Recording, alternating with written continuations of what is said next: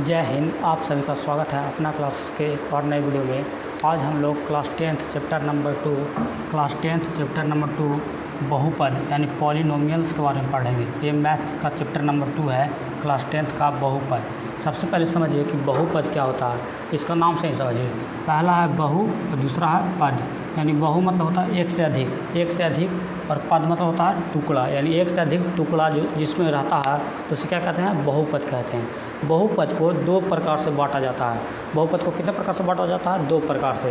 पहला है घात के आधार पे। किसके आधार पे? घात के आधार पे। घात के आधार पे बहुपद 3 प्रकार के होते हैं। दूसरा है पद के आधार पे। किसके आधार पे? पद के आधार पे। पद के भी आधार पे बहुपद कितने प्रकार के होते हैं? 3 प्रकार के होते हैं। घात के आधार पे ही बहुपद 3 प्रकार के, पद के भी आधार पे बहुपद 3 प्रकार के। सबसे पहले हम लोग समझते हैं घात के आधार पे बहुपद। घात के आधार पर बहुपद जो होता है 3 प्रकार का होता है। उसमें से पहला जो बहुपद है वो है रैखिक बहुपद। रैखिक बहुपद किसे कहेंगे? रैखिक बहुपद उसे कहते हैं जिसका अधिकतम जो घात होता है वो कितना होता है? 1 होता है। अधिकतम घात कितना होता है? 1 होता है। जिस बहुपद का अधिकतम घात 1 होता है उसे क्या कहते हैं? रैखिक बहुपद कहते हैं। यानी साधारण भाषा में समझिए कि जिसका जो चर का मान है वो चर का मान जैसे एक्स वाई जेड ये सब ए से जेड तक जितना भी लेटर होता है उसे क्या कहते हैं? चर कहते हैं। जितना भी चर का मान है उसका अगर अधिकतम मान 1 है उसे क्या कहेंगे? रैखिक बहुपद कहेंगे। यानी रैखिक बहुपद बराबर घात का मान अधिकतम कितना होना चाहिए? 1 होना चाहिए।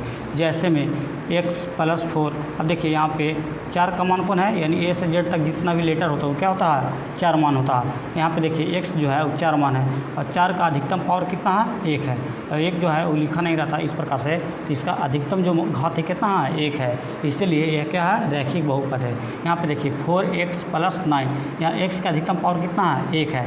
इसीलिए यह क्या हो जाएगा? रैखिक बहुपद हो जाएगा। यहाँ पे देखिए y + 3, यहाँ पे y का अधिकतम घात कितना है? 1 है। इसीलिए यह जो y + 3 है वो क्या हो जाएगा? रैखिक बहुपद हो जाएगा। रैखिक बहुपद का व्यापक जो रूप होता है, यानी इसको किस रूप में लिखते हैं, वह है ax + b के रूप में। यानी ax + b के रूप में किस बहुपद का रूप लिखा जाता है? रैखिक बहुपद को लिखा जाता है। लेकिन यह जो व्यापक रूप लिखा हुआ है, यहाँ पे जो a है वो 0 के बराबर नहीं होना चाहिए। अगर a बराबर 0 हो जाएगा तो x के साथ 0 में गुना होगा तो क्या हो जाएगा? 0 हो जाएगा। तो यानी a 0 हो जाएगा तो खाली क्या बचेगा? b बचेगा। इसीलिए यहाँ पे कहा जाता है कि जो a है, यानी जो a है और जो b है वो क्या है? वास्तविक संख्या है। यहाँ कोई संख्या है, यहाँ पे जो a है वो क्या होना चाहिए? 0 के बराबर नहीं होना चाहिए। इस प्रकार से रैखिक बहुपद का जो वास्तविक व्यापक रूप कहिए या वास्तविक रूप कहिए वो क्या होगा? ax + b होगा। लेकिन जो a है वो 0 के बराबर नहीं होना चाहिए। अब दूसरा बहुपद है द्विघात बहुपद। द्विघात बहुपद उसे कहते हैं जिसका अधिकतम घात, यानी चर मान का अधिकतम घात कितना होना चाहिए? 2 होना चाहिए। उसे क्या कहेंगे? द्विघात बहुपद कहेंगे। यानी जिस बहुपद का अधिकतम घात यानी चर का मान क्या होना चाहिए? 2 होना चाहिए, उसे क्या कहेंगे? द्विघात बहुपद कहेंगे। द्विघात बहुपद का व्यापक जो रूप होता है वो ax² + bx + c होता है। क्या होता है? द्विघात बहुपद का व्यापक रूप ax² + bx + c होता है, जहाँ पे a जो है वो 0 के बराबर नहीं होना चाहिए। यानी x² का जो गुणांक है यानी a है, इसका जो मान है वो 0 के बराबर नहीं होना चाहिए। अगर a का मान 0 यहाँ पे अगर रख देंगे तो 0 से गुना होकर पूरा क्या हो जाएगा? 0 हो जाएगा। इसीलिए कहा जा रहा है कि जो a है वो क्या होना चाहिए? 0 के बराबर नहीं होना चाहिए। इस प्रकार से अब जैसे इसको एग्जांपल समझिए, x² + 6। यहाँ पे बताइए, यहाँ पे x और 6 दोनों में चर मान कौन है? x है। बताएं कि a से z तक जितना भी लेटर होता है वो क्या होता है? चर मान होता है, यानी वेरिएबल होता है। तो x क्या है? चर मान है। और चर मान का अधिकतम घात कितना है? 2 है। और बताएं जिसका अधिकतम घात जो होता है वो कितना होता है? 2 होता है। उसे क्या कहते हैं? द्विघात बहुपद कहते हैं। तो देखिए x का अधिकतम घात कितना है? 2 है, यानी x² है। इसलिए क्या हो जाएगा? द्विघात बहुपद हो जाएगा। यहाँ पे देखिए x² - 9, इसमें चार मान कौन है? x है। और x का अधिकतम घात कितना है? 2 है। इसलिए क्या हो जाएगा? द्विघात बहुपद हो जाएगा। x² + 6x + 5। यहाँ पे देखिए x का अधिकतम जो मान है यहाँ पे कितना है? 2 है। इसलिए जिसका अधिकतम मान यानी अधिकतम जो पावर होता है वो कितना होता है? 2 होता है। वो क्या कहलाएगा? द्विघात बहुपद कहलाएगा। इस प्रकार से द्विघात बहुपद का अधिकतम घात कितना होगा? 2 होता है। अब तीसरा हम लोग देखना है त्रिघात बहुपद। त्रिघात बहुपद उसे कहते हैं जिसका अधिकतम घात यानी जो अधिकतम पावर होता है वो कितना होना चाहिए, 3 होना चाहिए। किसका, चर मान का।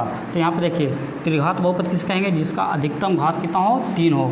जैसे इसका व्यापक रूप जो होता है ax³ plus bx² plus cx plus d होता है। क्या चीज़ होता है, त्रिघात बहुपद का जो व्यापक रूप होता है क्या होता है, ax³ plus bx² plus cx plus d होता है। यहाँ पे जो a है वो क्या होना चाहिए, 0 के बराबर नहीं होना चाहिए। क्यों, क्योंकि जो x³ यानी x³ का जो गुणांक है वो कौन है, a है। अगर x³ का गुणांक अगर 0 यानी गुणांक यानी a जो है वो अगर 0 हो जाएगा तो यहाँ पे अगर 0 मान रखेंगे तो क्या हो जाएगा, पूरा 0 हो जाएगा। इसीलिए कहा जा रहा है कि जो a का अधिकतम मान होना चाहिए वो 0 नहीं होना चाहिए।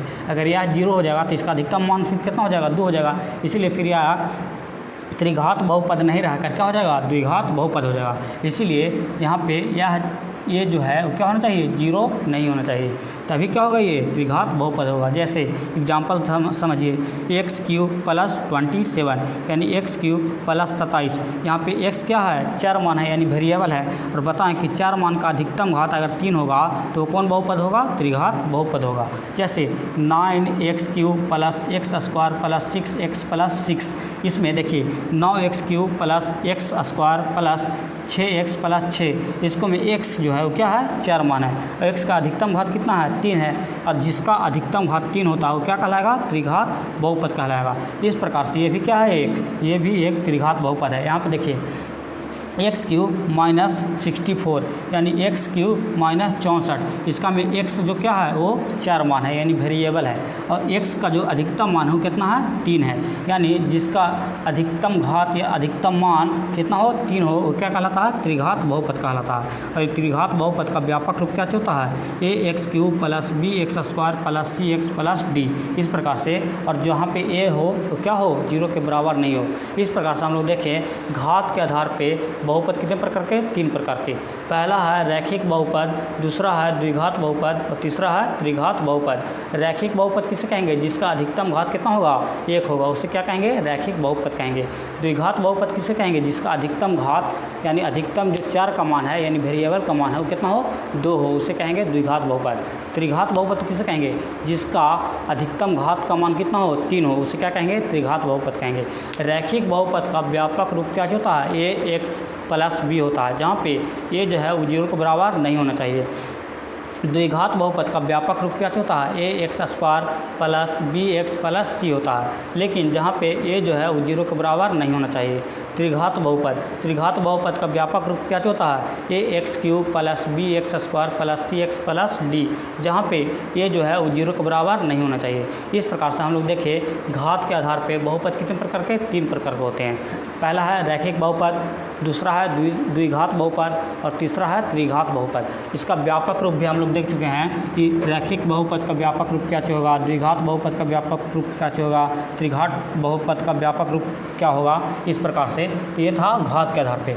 अब हम लोग समझते हैं पद के आधार पे, यानी बहुपद पद के आधार पे कितने प्रकार के होते हैं, 3 प्रकार के होते हैं। घात के आधार पे भी 3 प्रकार के, पद के आधार पे भी 3 प्रकार के। अब हम लोग समझते हैं कि पद के आधार पे 3 प्रकार के कौन कौन बहुपद होते हैं। पहला है एक पदी बहुपद, यानी एक पदी बहुपद किसे कहेंगे, जिसका अधिकतम पदों की संख्या कितना हो, 1 हो, उसे क्या कहेंगे, एक पदी बहुपद कहेंगे। यानी पद एक पद होता है उसे क्या कहेंगे, एक पदी बहुपद कहेंगे।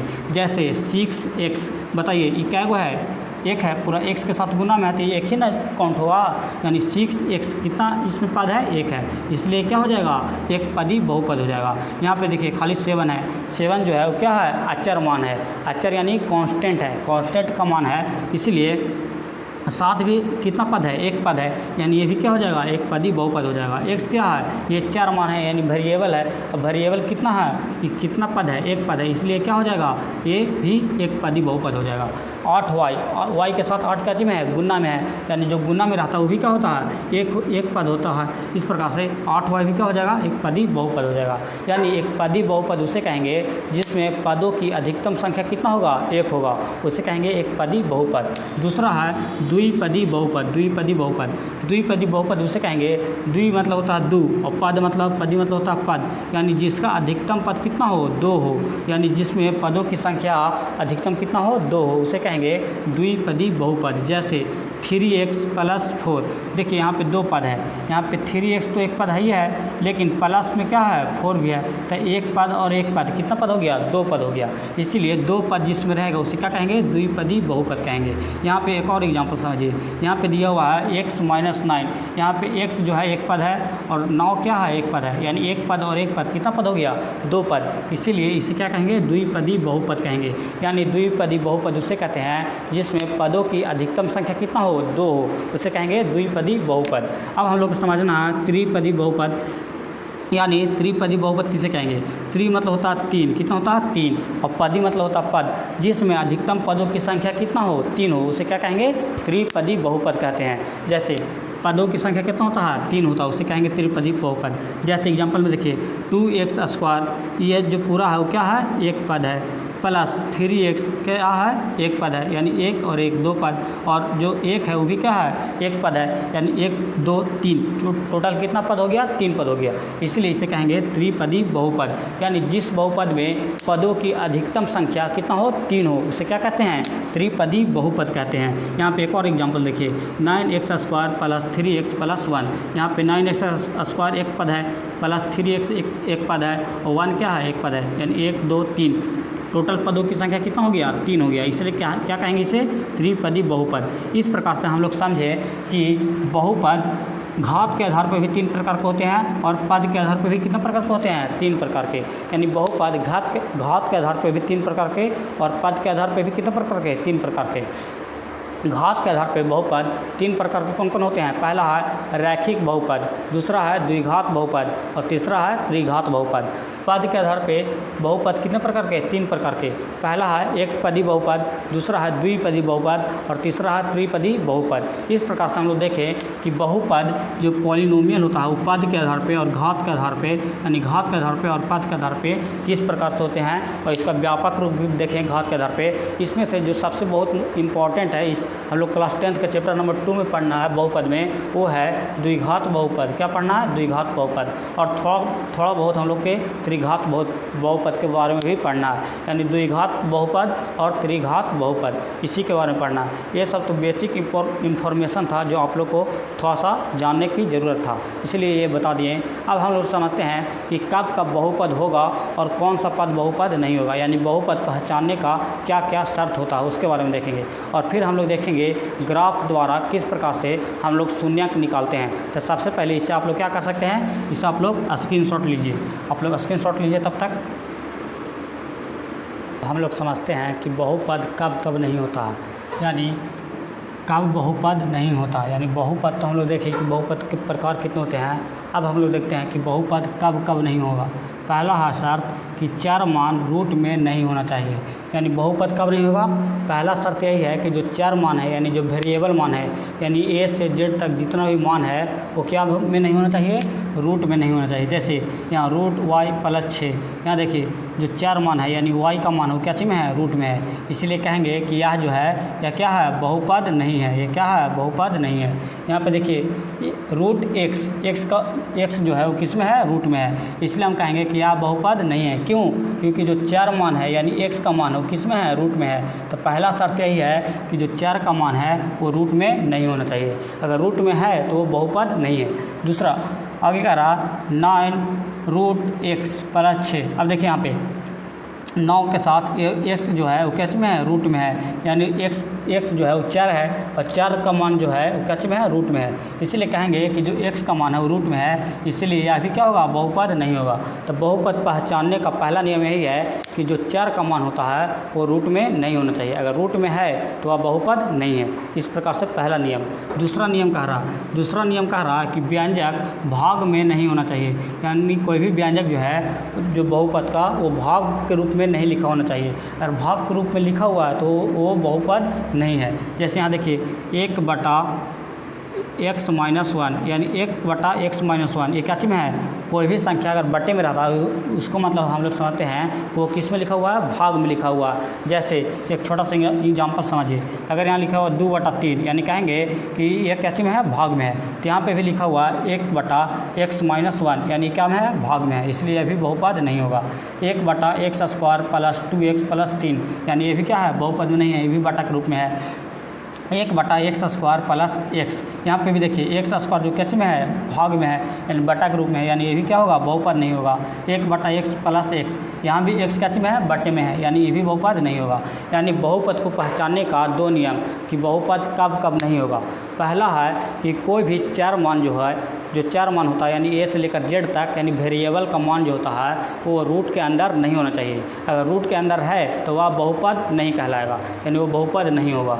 दूसरा है कि कोई भी व्यंजक जो बहुपद के रूप में लिखा गया है वो भाग के रूप में नहीं लिखा होना चाहिए। अगर भाग के रूप में लिखा हुआ है तो वो बहुपद नहीं कहलाएगा। इस प्रकार से बहुपद को पहचानने का 2 नियम है। अब अगर इन दोनों के अलावा और कोई रूप में लिखा है तो बहुपद कहलाएगा। अब हम लोग को देखना है कि बहुपद के शून्यांकों का ज्यामितीय अर्थ। अब हम लोग देखते हैं कि ग्राफ द्वारा बहुपद के शून्यांक किस प्रकार से निकाला जाता है, उसके बारे में देखते हैं। पहला है रैखिक बहुपद। रैखिक बहुपद में इसका जो ग्राफ है, हम लोग सबसे पहले जानते हैं कि ग्राफ किस प्रकार से बनाया जाता है। ग्राफ में क्या रहता है, एक x अक्ष रहता है और दूसरा y अक्ष रहता है। जो खड़ा वाला लाइन है, यानी जो खड़ा वाला लाइन है उसे कहते हैं वर्टिकल लाइन। वर्टिकल लाइन यानी ऊर्ध्वाधर रेखा, यह जो है x अक्ष है। और जो एक तरह से हॉरिजेंटल लाइन जो है, यानी क्षैतिज रेखा, उसे कहते हैं x अक्ष। या जो है x और y अक्ष मिलकर क्या बनाते हैं, एक ग्राफ, यानी कहो कि एक निर्देशांक ज्यामिति। जब हम लोग पढ़ेंगे क्लास 10th का चैप्टर, उसमें हम लोग ग्राफ के बारे में अच्छे से समझेंगे। अभी हम लोग समझ रहे हैं बहुपद। तो बहुपद में सिंपल नियम है कि रैखिक बहुपद का जो ग्राफ है वो कैसा बनता है, सरल रेखा में बनता है। कैसा बनता है, सरल रेखा। और रैखिक बहुपद का केवल एक शून्यक होता है। कितना शून्यक होता है, एक शून्यक, यानी एक हल होता है। और रैखिक बहुपद का व्यापक रूप हम बताए ही हैं कि a x + b होता है, जहाँ पे ये जो है वो 0 के बराबर नहीं होना चाहिए। अब हम लोग देखिए यहाँ पे एक ग्राफ बनाए हैं इस प्रकार से, या x अक्ष है या x डैश है, या y अक्ष है और यह y डैश है। हम लोग जानते हैं कि x अक्ष, इसका जो ये जो मूल बिंदु है, मूल बिंदु का जो निर्देशांक होता है वो क्या होता है, 0 0 होता है, इस प्रकार से। तो यहाँ पे देखिए ये जो सरल रेखा है वो x अक्ष को कितना बार काट रहा है, x अक्ष को 1 बार काट रहा है। और जितना बार कोई भी रेखा x अक्ष को जितना बार काटेगा उतना ही क्या होता है, बहुपद का शून्यंक होता है। तो रैखिक बहुपद का हम लोग शून्यंक देख रहे हैं। तो देखिए रैखिक बहुपद का शून्यंक यानी इसका ग्राफ कैसा बनता है, सरल रेखा। तो देखिए यहाँ पे एक सरल लाइन बना गया है और ये x अक्ष को कितने बार काट रहा है, 1 बार काट रहा है, यानी इसका हल कितना होगा, एक हल होगा। उसी प्रकार से दूसरा है द्विघात बहुपद। द्विघात बहुपद का जो ग्राफ है वो परवलय बनता है। कैसे बनता है, परवलय। परवलय मीन्स पैरागोला की तरह, यू या तो उल्टा यू बनेगा, उल्टा यू या सीधा यू बनेगा, इस प्रकार से उसको कहते हैं परवलय बनता है। और बहुपद का जो शून्यक होता है वो कितना शून्यक होता है, 2 शून्यक होता है। और बहुपद का व्यापक रूप तो बता ही चुके हैं, ax² + bx + c, जहाँ पे a जो है वो क्या होगा, 0 के बराबर नहीं होगा। अब यहाँ पे देखिए, और ये भी ध्यान देना है, जितना भी रेखा जितना भी x अक्ष को जितना बार काटेगा उतना ही क्या होगा, उसका शून्यक होगा। यहाँ पे देखिए यह जो रेखा है यह बहुपद द्विघात बहुपद का रेखा है। और देखिए x अक्ष को कितना बार काट रहा है, एक बार यहाँ काट रहा है, यहाँ से जब जा रहा है तो यहाँ पे काट रहा है, और जब इधर से आ रहा है तो एक बार यहाँ पे काट रहा है, यानी x अक्ष को कितना बार काटा, 2 बार। इसीलिए इसका जो हल है, यानी इसका जो शून्यक है वो कितना होगा, 2 शून्यक होगा। यानी द्विघात बहुपद का कितना शून्यक होते हैं, 2 शून्यक होते हैं। अब तीसरा है त्रिघात बहुपद। त्रिघात बहुपद का जो शून्यक होता है वो x अक्ष को कितना बार काटता है, 3 बार काटता है। देखिए एक बार यहाँ काटा, एक बार यहाँ काटा, एक बार यहाँ काटा, इस प्रकार से। अगर इसको और इस प्रकार से कर दें, इस प्रकार से, तो देखिए यहाँ पे एक काट रहा है, एक यहाँ पे, एक यहाँ पे। पैरागोला इस प्रकार से बना सकते हैं, इस प्रकार से, एक यहाँ पे काट रहा है, एक यहाँ पे काट रहा है। जितना बार x अक्ष को काटेगा उतना ही क्या होगा, इसका हल होगा। अब हम समझेंगे कि द्विघात बहुपद का शून्यांकों और गुणांकों का योग और गुणज का संबंध किस प्रकार से हम लोग ज्ञात करते हैं, उसके बारे में देखेंगे। तब तक इसे आप लोग बहुपद पहचानने के लिए सीखें और बहुपद के ज्यामितीय अर्थ यानी ग्राफ द्वारा बहुपद के शून्यांकों का निकालने के लिए सीखें। अब हम लोग देखेंगे कि द्विघात बहुपद का जो शून्यांकों का योग और गुणांकों के बीच में संबंध होता है उसको किस प्रकार से हम लोग सत्यापित करते हैं, उसके बारे में थोड़ा सा समझ के और फिर हम लोग प्रश्नावली। बहुपद के शून्यांकों और गुणांकों में संबंध, यानी बहुपद के जो शून्यांक होते हैं उनका योग और गुणांकों के बीच में क्या समझना है, संबंध समझना है। पहला हम लोग देखते हैं द्विघात बहुपद में। कौन सा बहुपद में, द्विघात बहुपद में। द्विघात बहुपद का व्यापक रूप हम लोग जानते हैं कि ax² + bx + c होता है, जहाँ पे ये जो है वो 0 के बराबर नहीं है। इस प्रकार से यानी A X square plus B X plus C बराबर क्या होता है, द्विघात बहुपद के जो व्यापक रूप होता है क्या होता है, A X square plus B X plus C होता है, जहाँ पे ए जो है वो 0 के बराबर नहीं होता है। और बहुपद का शून्यंक होता है वो कितना शून्यंक होता है, 2 शून्यंक होता है। और 2 शून्यंक में पहला शून्यंक हम लोग अल्फ़ा कहते हैं, कैसे कहते हैं, अल्फ़ा, और दूसरा को कहते हैं बीटा, कैसे कहते हैं, बीटा, यानी अल्फ़ा और बीटा। इस प्रकार से बहुपद के 2 शून्यंक होते हैं। तो पहला संबंध हम लोग को देखना है, जो पहला संबंध है शून्यंकों का योग, योग मतलब जोड़, यानी 2 शून्यंक इसका जो है यानी अल्फ़ा और बीटा को अगर जोड़ेंगे तो क्या होगा, 2 शून्यंक यानी अल्फ़ा प्लस बीटा को जोड़ेंगे तो माइनस बी बटा ए होता है। और माइनस बी यानी बी जो है वो क्या है, यहाँ पे देखिए व्यापक रूप में ध्यान दीजिए, A X square plus B X plus C. तो बताइए बी जो है वो कहाँ है, बी यहाँ पे है, और यानी एक्स का गुणांक है, यानी बी जो है एक्स का गुणांक होता है, क्या होता है, एक्स का गुणांक होता है, एक्स का गुणांक बटा यानी माइनस बी बटा ए क्या है, एक्स स्क्वायर का गुणांक है, किसका गुणांक है, एक्स स्क्वायर का गुणांक। यानी हम लोग कह सकते हैं कि अल्फ़ा प्लस बीटा यानी शून्यंकों का योग बराबर क्या होता है, माइनस एक्स का गुणांक बटा एक्स स्क्वायर का गुणांक, यानी माइनस बी बटा ए।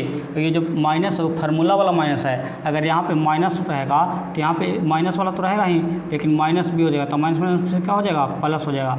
इसीलिए ध्यान रखिएगा ये फार्मूला वाला माइनस है, ये नहीं कि क्वेश्चन में हम माइनस दिए आप खाली माइनस करने दिए, बी के जगह पर क्या लिखेंगे, माइनस लिखेंगे। इस प्रकार से तो अल्फ़ा प्लस बीटा बराबर क्या होगा, माइनस बी बटा ए। अब दूसरा है शून्यंकों का गुणांक, गुणांक मतलब गुना, यानी अल्फ़ा और बीटा को गुना करेंगे तो किसके बराबर होता है, सी बटा ए के बराबर। बताइए इसको में जो सी है वो कहाँ है, यहाँ पे है, और सी क्या है, अचर पद है, क्या चीज़ है, अचर पद, अचर पद। अचर पद बताया ना, जो संख्या होता है, वास्तविक संख्या होता है, जैसे 1 2 3 4 5 6 ऐसे कोई भी संख्या हो सकता है सी के स्थान पे, अचर पद बटा ये क्या है, ये जो है एक्स स्क्वायर के साथ गुना में है, तो यानी कहेंगे कि एक्स स्क्वायर का गुणांक है, क्या चीज़ है, एक्स स्क्वायर का गुणांक है, कौन, ए, यानी अल्फ़ा बीटा यानी शून्यंकों का योग, यानी अल्फ़ा बीटा बराबर क्या होता है, सी बटा ए, और अल्फ़ा प्लस बीटा बराबर क्या होता है, माइनस बी बटा ए। इस प्रकार से बहुपद के शून्यंकों और गुणांकों के बीच अगर संबंध निकालना रहेगा तो इसी 2 फार्मूला से क्या करेंगे,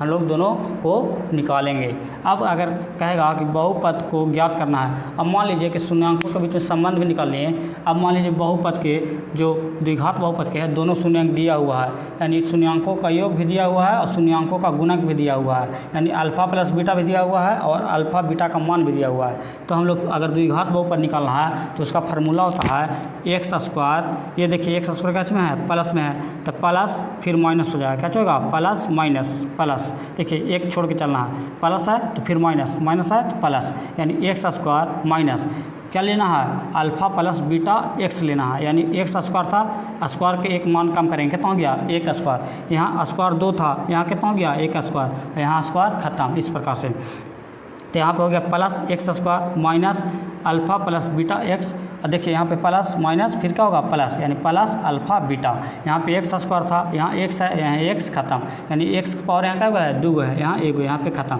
इस प्रकार से द्विघात बहुपद अगर ज्ञात करने के लिए कहेगा तो यही फार्मूला लगाना है, क्या फार्मूला लगाना है, x square minus alpha plus beta x plus alpha beta. इस प्रकार से अगर ये फार्मूला हम लोग लगाएंगे तो हम लोग क्या निकाल लेंगे, द्विघात बहुपद ज्ञात कर लेंगे। कब, जब अल्फ़ा प्लस बीटा यानी शून्यंकों का योग दिया हो और शून्यंकों का गुणांक यानी अल्फ़ा बीटा दिया हो तब। अब हम लोग देखते हैं त्रिघात बहुपद में। त्रिघात बहुपद में जो त्रिघात बहुपद का व्यापक रूप होता है वो क्या होता है, A X cube plus B X square plus C X plus D होता है। क्या होता है, A X cube plus B X square plus C X plus D.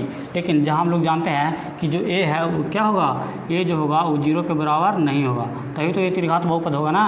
अब देखिए त्रिघात बहुपद में शून्यंक कितना होते हैं, 3 शून्यंक होते हैं। पहला है अल्फ़ा, दूसरा है बीटा और तीसरा है गामा, यानी अल्फ़ा बीटा गामा। शून्यंक कितने होंगे त्रिघात बहुपद में, 3, कौन कौन, अल्फ़ा बीटा और गामा।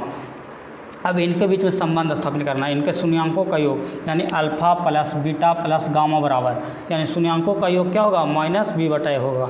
अब यहाँ पे ध्यान से देखिए बी किसका गुणांक है, यानी एक्स स्क्वायर का गुणांक है, एक्स स्क्वायर का गुणांक है।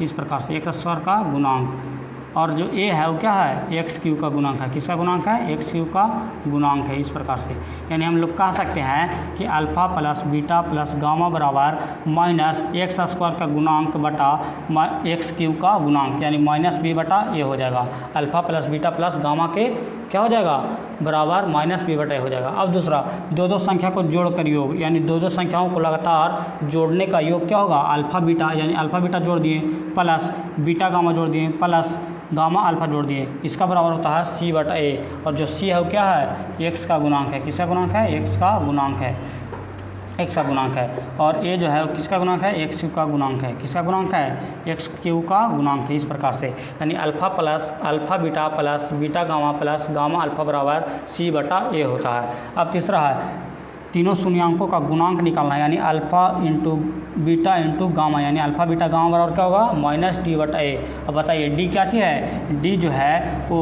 अचर पद है। क्या चीज़ है, अचर पद है। डी क्या चीज़ है, अचर पद है। और ए क्या चीज़ है, एक्स क्यू का गुणांक है। एक्स क्यू का क्या है, गुणांक है ए। देखिए एक किसके साथ है, एक्स क्यू के साथ, तो एक्स क्यू के साथ गुना में है, इसलिए कहेंगे कि ए क्या है, एक्स क्यू का गुणांक है।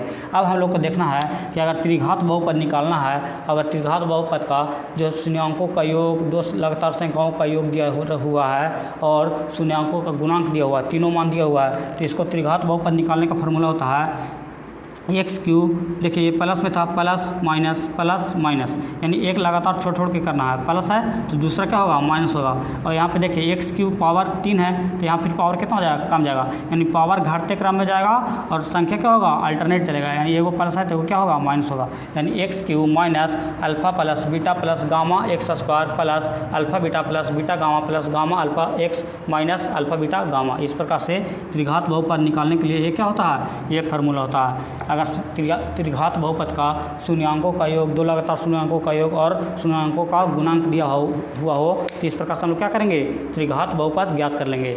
और ये है द्विघात बहुपद ज्ञात करने का, x square minus alpha plus beta x plus alpha beta. इस प्रकार से हम लोग द्विघात बहुपद ज्ञात करते हैं। अब हम लोग चलते हैं प्रश्नावली 2.1 की ओर, और अब हम लोग को प्रश्नावली 2.1 और 2.2 देखना है। इस प्रकार से देखकर अगर क्वेश्चन को हम लोग बना लेंगे तो अब हमारा क्या हो जाएगा, ये बहुपद का जो क्लास 10 चैप्टर नंबर 2 है वो समाप्त हो जाएगा। और ये इसका जो क्वेश्चन है वो न्यू एनसीईआरटी के बुक से लिया गया है, यानी न्यू एनसीईआरटी पे आधारित है। तो हम लोग न्यू एनसीईआरटी को ध्यान में रखते हुए इस जो वीडियो है इसमें क्या कर रहे हैं, इस प्रश्नावली 2.1 और प्रश्नावली 2.2 को बना रहे हैं। तो चलिए आप तब तक क्या कर सकते हैं, इसको स्क्रीनशॉट ले लीजिए एक बार अच्छा से, फिर हम लोग देखेंगे प्रश्नावली 2.1 को।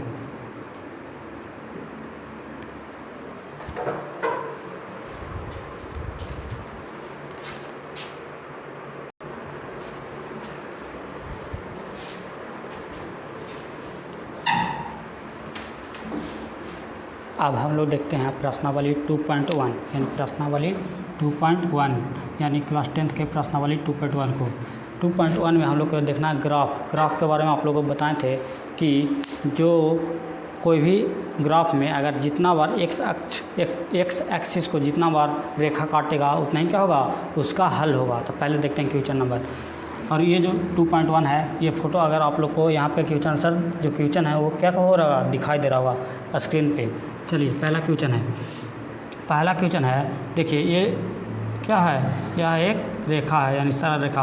ये देखिए एक्स अक्ष को कितना बार काट रहा है, एक्स अक्ष को जो ये वाला एक्स अक्ष है इसको कितना बार काट रहा है, एक बार भी नहीं काट रहा है, यानी 0 बार काट रहा है, यानी इसका शून्यांक कितना हो जाएगा, 0 हो जाएगा।